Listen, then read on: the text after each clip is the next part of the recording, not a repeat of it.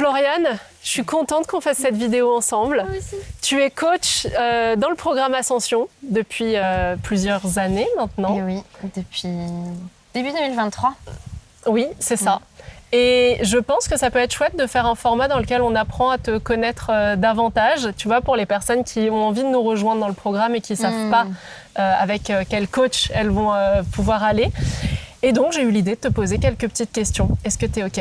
C'est parti. Magnifique. Est-ce que déjà, pour commencer, tu peux nous raconter comment tu es arrivée à être coach d'entrepreneur ? C'est quoi ton parcours, ta formation peut-être ? Oui. Moi, il y a 2 grands axes à comprendre. Le premier, c'est la passion de la compréhension de l'humain qui a toujours été là.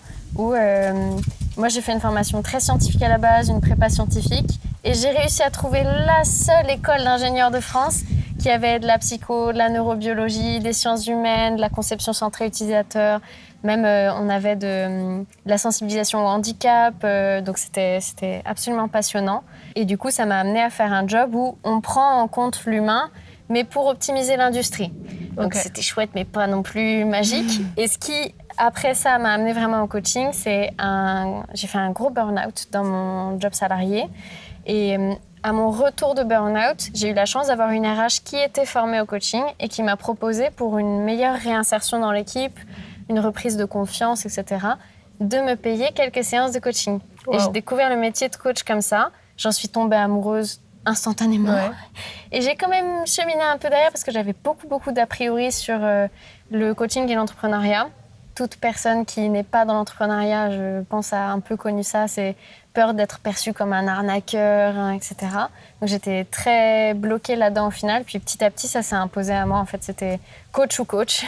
Ouais. Et du coup, j'ai pu obtenir une rupture conventionnelle et démarrer ma reconversion pour devenir coach, tout simplement. Et c'est d'ailleurs à peu près là qu'on s'est rencontrés. Exactement. Puisque notre première rencontre date de la Coach Academy, la toute première session dans laquelle tu étais élève et que je t'ai vu évoluer au fil des mois de ta formation. Et à un moment donné, quand moi j'ai restructuré aussi ce que je faisais, l'équipe de coach, les programmes, etc., je me suis dit... Mais j'ai un vivier de coachs merveilleuses qui sont là et j'ai envie de travailler avec ces personnes. Et donc, je t'ai proposé et c'est comme ça que l'aventure a démarré. Je me souviens qu'à l'époque, j'étais à fond dans l'human design. Je l'étudiais beaucoup pour moi parce que dans le burn-out, au moment du burn-out, j'avais beaucoup étudié ça. Et je voulais une formation de coaching, mais j'avais ce truc de... Mais moi qui suis projecteur, qui veut un rythme lent, qui veut vraiment que mon entrepreneuriat s'adapte à mon rythme et pas suivre le truc très no pain, no gain, etc. Je ne me voyais pas faire une formation de coaching qui ne prenait pas en compte cette particularité-là. Et la semaine où je me suis dit ça, le lendemain, alors que je ne te connaissais pas, je suis tombée sur un réel de Laurie qui dit « Alors ça y est, je lance ma formation de coaching » et tu parlais du fait que tu mettais du human design dedans. J'étais là. C'est le cri du destin. N'en dis pas plus. C'est celle-ci. C'était, d'un point de vue timing, c'était incroyable. J'adore me rappeler de ces histoires-là. Est-ce que tu peux nous parler des outils ou des méthodes avec lesquelles tu travailles ?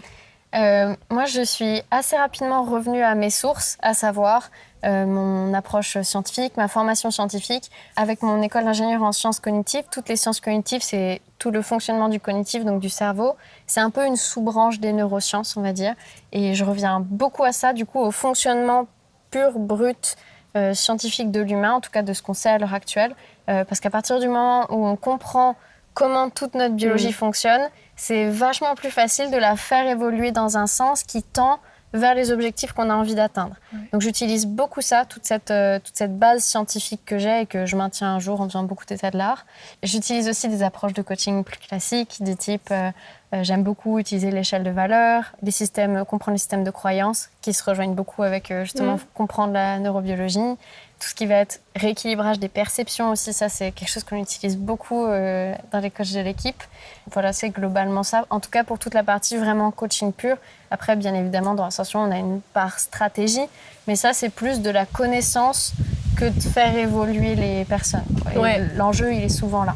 Ouais. Toi, dans l'équipe de coach, tu es vraiment notre référente système nerveux, etc. C'est vrai.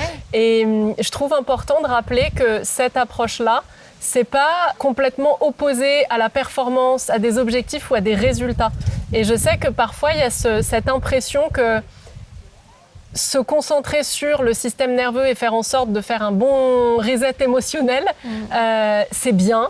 Mais c'est loin de ce que j'ai envie d'atteindre, alors qu'en fait, pas du tout, parce que tu travailles évidemment autour des objectifs des personnes que tu accompagnes, mais d'une manière qui prend aussi en compte leur système nerveux et qui va aborder aussi des problématiques rencontrées comme la procrastination, par exemple, qui se résout rarement parce qu'on dit fais un plan d'action et t'as qu'à t'y tenir et ça ira. Donc c'est un bon rappel, je pense.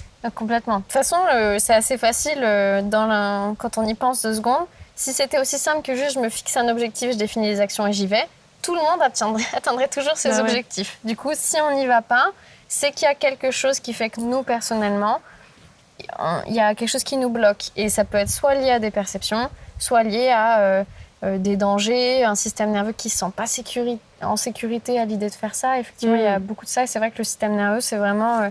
je ne l'ai même pas mentionné alors que c'est le pilier numéro 1. On commence toujours par ça. Ça te paraît tellement évident. Ça me paraît tellement évident maintenant de... Juste si ton corps ne se sent pas bien à l'idée d'atteindre un objectif, tu joues... C'est vraiment... Petit moucheron. On est en pleine campagne. Hein. C'est vraiment David contre Goliath. On a 5% de maîtrise sur ce qui se passe dans notre biologie. Si jamais on cherche à forcer en n'ayant que 5%, j'allais prendre un exemple horrible parce qu'on est dans les Landes et qu'il y a des feux de forêt. Peut-être pas si tu prends une allumette, tu peux enflammer toute la forêt. Oui, bon, ne le fais pas. C'est comme chercher à cuisiner pour 80 en n'ayant qu'une poêle. Ouais. Ça va être long. Ouais. Ça va être très long. C'est pas impossible, mais ça va à quel être prix? très compliqué. Exactement. Ouais. Du coup, c'est effectivement le premier pilier toujours, s'assurer que mon corps il est en sécurité d'aller là où je veux aller. Ouais. Et si c'est pas le cas, créer la sécurité qui lui permettra d'y aller sans me bloquer tout le temps. Ouais, et c'est une autre approche qui est moins rentre-dedans que ce à quoi on est habitué et qui est tout aussi efficace, mais déstabilisante parce que justement, on a moins l'habitude de ça. Est-ce que tu as un cas que tu as vécu avec un client, une cliente que tu as pu accompagner et qui t'a particulièrement marqué dans sa transformation, dans son évolution? Alors, du coup, du fait de ma spécialité, je travaille surtout quand même avec les entrepreneurs du programme qui ont des gros points mindset, système nerveux, quand bien même ce soit la base pour une stratégie. Une stratégie sans mindset, ça ne sert à rien. C'est un joli plan qu'on laisse dans notre note en brouillon. Ouais. Il y a 2-3 phrases que j'ai pu entendre qui m'ont vraiment marquée. Il y en a une où à la fin de l'accompagnement, elle m'a dit qu'elle avait repris son vision board de l'année et qu'elle s'était rendu compte qu'elle avait atteint tous les objectifs dessus, y compris les persos. Ouais, c'est-à-dire qu'on a bossé sur son business et à la fin, elle me disait je crois que c'est la première fois que je m'aime, j'aime passer du temps avec moi. C'est la première fois que j'arrive à prioriser le fait d'aller bien et je comprends en quoi ça rend service à mon job. J'ai repris les voyages alors que ça faisait... alors, je fais attention aux dates parce qu'il y a quand même eu une période où on ne pouvait pas voyager, mais ça faisait 2 ans qu'elle procrastinait le fait de voyager alors que c'était important pour elle. Tout un tas de petits trucs comme ça et c'est un des trucs que je préfère, c'est de voir à quel point juste en bossant sur un domaine de vie, c'est inévitable que ça a des impacts tout aussi positifs sur tous les domaines de vie. Ces retours-là, j'avoue que moi, je les adore. Ouais, ça, je comprends, c'est incroyable. Le côté, je crois que je m'aime pour la première fois, c'est magique parce que la personne n'est même pas venue avec cet objectif. Elle disait juste, je veux trouver des clients pour mon business. Exactement. Et en fait, on va forcément travailler des choses tellement plus profondes et bénéfiques. J'adore. Moi aussi. Quel est ton mantra, conseil ou une phrase qui te guide au quotidien dans ta vie perso, dans ta vie pro, tu vois, de manière générale? Alors, c'est peut-être pas ce à quoi tu t'attendais, mais il y a une question que je me pose beaucoup. Quand on travaille sur des choses qui nous bloquent et qu'on reste un peu accroché à une injonction, une façon de faire, j'aime beaucoup me demander à qui ça bénéficie d'avoir cette croyance-là. Notamment parce que j'aime beaucoup travailler sur tous les conditionnements un peu sociétaux. Tu sais, j'ai un peu cette... je cultive un peu le féminisme, la conscience sociale. Je trouve ça hyper important de prendre en compte le fait que c'est pas juste moi, c'est moi en société. Je trouve illusoire d'omettre le fait que j'ai été conditionnée par la société dans laquelle je vis. Et il y a plein de frictions que je vois chez les coachés Ascension où ça bénéficie à tous sauf eux et à leurs clients de continuer de croire que c'est comme ça qu'il faut fonctionner. Et du coup, mais ça rend service à qui de croire qu'il faut fonctionner comme ça? sachant que ça peut être parfois sociétal, comme ça peut être juste, ça rend service à maman, mais pas à moi, de jouer petit. Parce que comme ça, je ne prends pas sa lumière, ou à ma copine, ou il peut y avoir des choses comme ça. Et cette question-là, j'aime bien, cette réflexion-là. Oui, complètement. Pour terminer, j'ai un « tu préfères » à te proposer. Donc, du tac au tac, tu me dis ce qui te vient. Est-ce que tu préfères coacher un perfectionniste ou un bordélique?